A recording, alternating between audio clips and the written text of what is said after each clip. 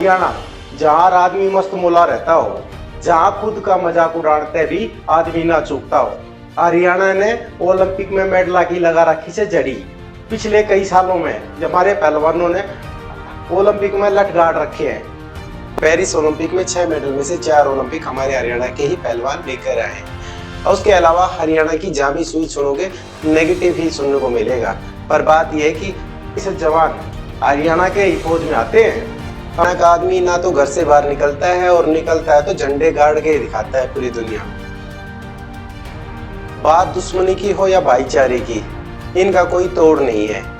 लाहौर में तिरंगा फहराना हो या रावलपिंडी में 300 रन बनाना हो, हर जगह यही लोग छाए रहते हैं। जवान ऐसे एक मुक्के में बड़े बड़े को ढेर करते। खेल के दौर में ये पीटते भी हैं और घसीटते भी हैं। यहाँ की छोरियां बाहर के राज्यों में जाटने के नाम से जानी जाती है, क्योंकि खा पी कर अच्छी हट्टी कट्टी होती है।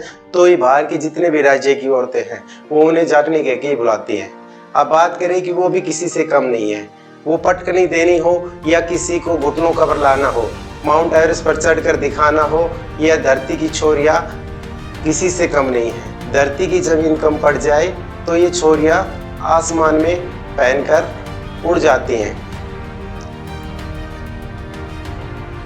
हर गाड़ी जिस पर एचआर लिखा हो, शीशे पर जमींदार लिखा हो और माँ बापू का प्यार लिखा हो, शीशे पे जमींदार लिखा हो, माँ बापू का प्यार लिखा हो, समझ लियो हरियाणा से।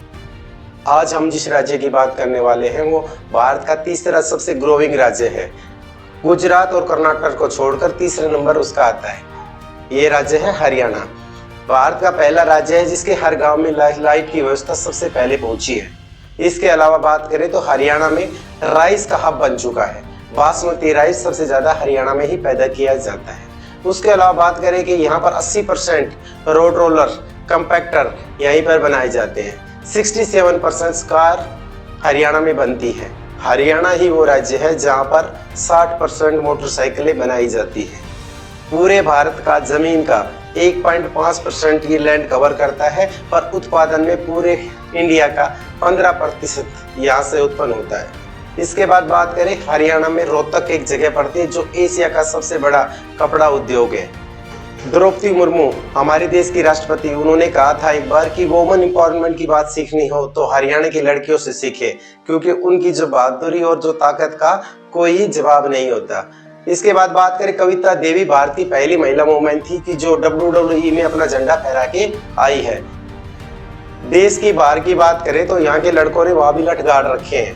कनाडा और ऑस्ट्रेलिया में जितने भी झंडा लेकर, हरियाणा का तिरंगा लेकर जो चलते हैं वो ज्यादातर हरियाणा के मिलेंगे। यहाँ की पंजाब की तरह ड्रग्स का चलन नहीं है। खाने पीने में देसी शुद्ध देसी खाना है, इसलिए यहाँ के लड़के और लड़कियां मजबूत होते हैं। एक ऐसा राज्य है जहाँ पर महाभारत से लेकर पानीपत तक के काफी युद्ध लड़े गए। श्री कृष्ण ने गीता का उपदेश भी यहीं पे दिया था। हरियाणा में पानीपत की लड़ाई भी यही हुई थी। अब बात करें इतिहास की, हिंदू धर्म का जन्म हरियाणा को ही माना जाता है। श्री कृष्ण ने यहीं पर गीता का उपदेश दिया था। खुदाई के दौरान हरियाणा में ही हिसार जिले में जो पुरानी पुरातात्विक अवशेष मिले हैं जो सिंधु घाटी सभ्यता को बिलोंग करते हैं। हमारी यहाँ की जीवन शैली प्राचीन समय से ही काफी उत्कृष्ट रूप से देखी जा सकती है। पानीपत की लड़ाई 1526 में जो बाबर और इब्राहिम लोदी के बीच हुई थी, वो भी पानीपत जो हरियाणा में पड़ता है वहीं पे हुई थी। 1739 में करनाल का युद्ध भी यही हुआ था।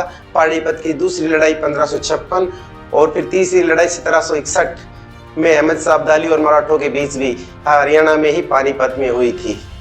उनका विद्रोह के बारे में, मेरठ छावनी और मंगल पांडे के बारे में सभी ने सुना होगा, लेकिन मेरठ की छावनी की एक प्लाटून 3 लाइट बंगाल कैवेलरी में 80% जाट और राजपूत थे।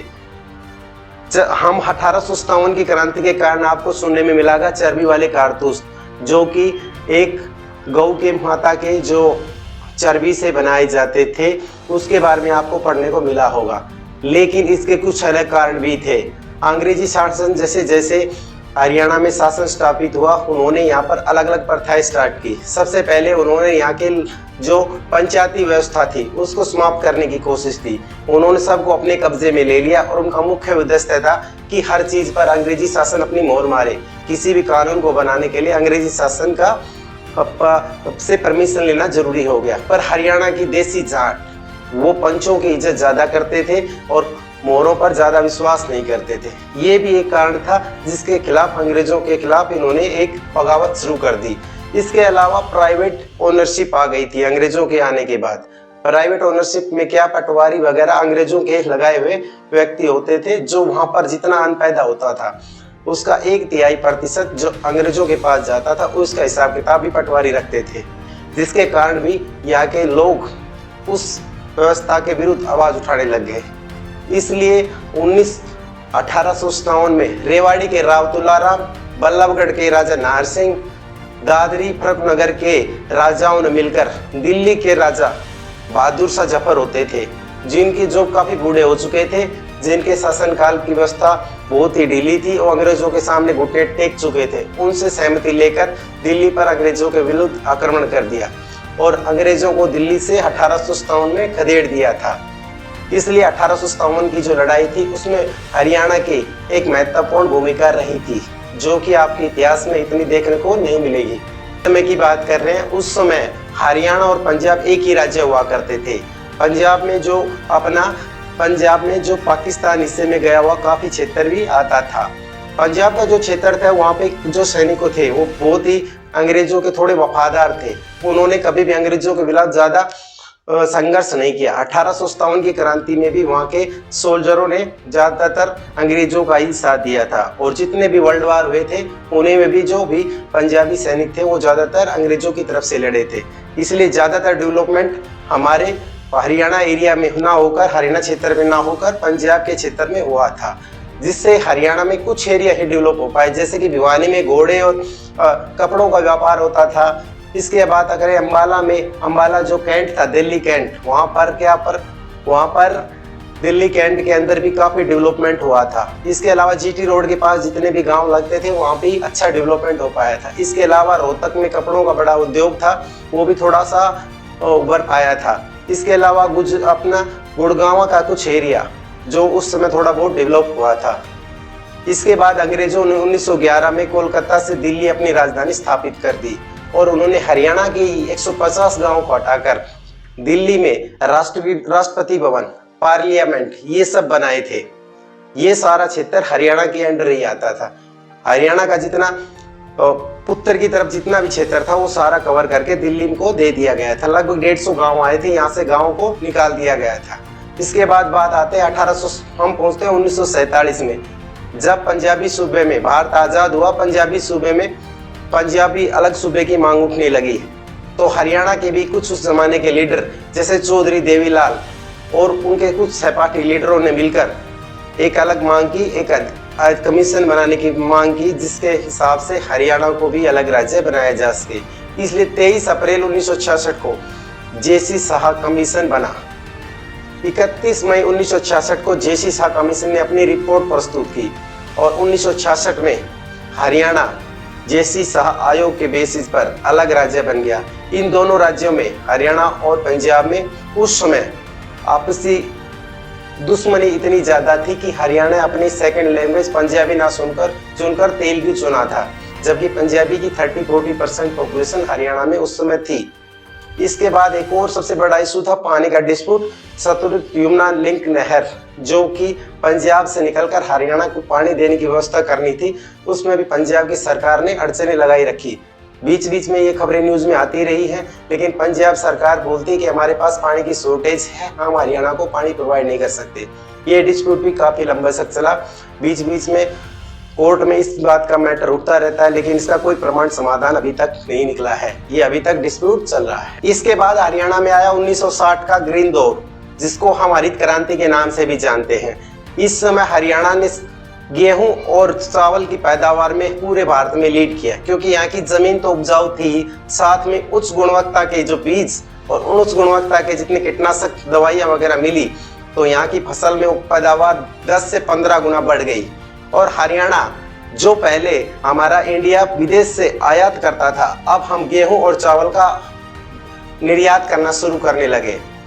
1980 के दौर में हरियाणा में सीएम की पोस्ट 3 लोगों के इधर उधर घूमते रही, जिनमें मुख्यतः बंसीलाल, चौधरी देवीलाल और चौधरी भजनलाल। इन्हीं के बीच सीएम की कुर्सी अदला बदली होती रही। फिर दौर आया 1980 का। इसमें पहली बार संजय गांधी की मदद से गुड़गांव में मारुति प्लांट स्थापित हुआ, जिससे कि गुड़गांव की कायाकल्प ही चेंज हो गई। यहाँ पे डेवलपमेंट धीरे धीरे होने लगा। मारुति ने अपना पहला प्लांट अपना गुड़गांव में लगाया। इसके बाद एक 1985 में एक ऐसी टेक्नोलॉजी आई जो हमारे लिए काल का ग्रस्त बनकर हरियाणा के लिए साबित हुई। वो टेक्नोलॉजी थी अल्ट्रासाउंड टेक्नोलॉजी।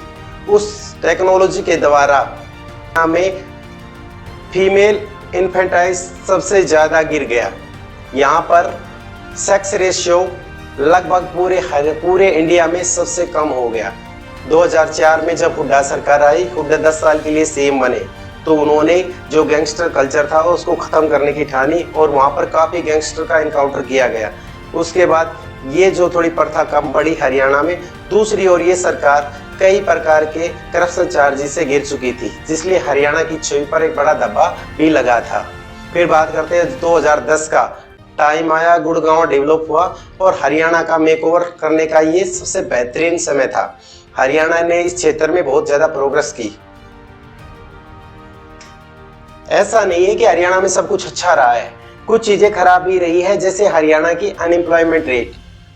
इसके अलावा हरियाणा में कुछ हीरो भी निकले हैं जो बॉलीवुड में काफ़ी अच्छा कर रहे हैं, जैसे राजकुमार राव, रणदीप हुड्डा, जसदीप हेलावत। इन्होंने बॉलीवुड में काफ़ी अच्छा किया है।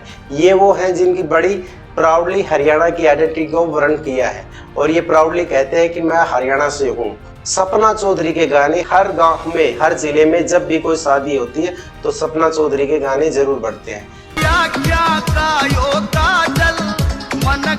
मिलाकर बात यह है कि जिस कल्चर को गंवारों वाला कल्चर कहा जाता था, अब वो लोगों को प्राउडली ओन कर रहे हैं और तरह तरह की जगह पर जाकर अपनी रिस्पेक्ट गेन कर रहे हैं। ये था आज के हरियाणा का पूरा डिटेल जो हमने डीएनए किया है। हम फिर वीडियो के साथ मिलेंगे जिसमें हम किसी अलग राज्य की पूरी डीएनए करेंगे।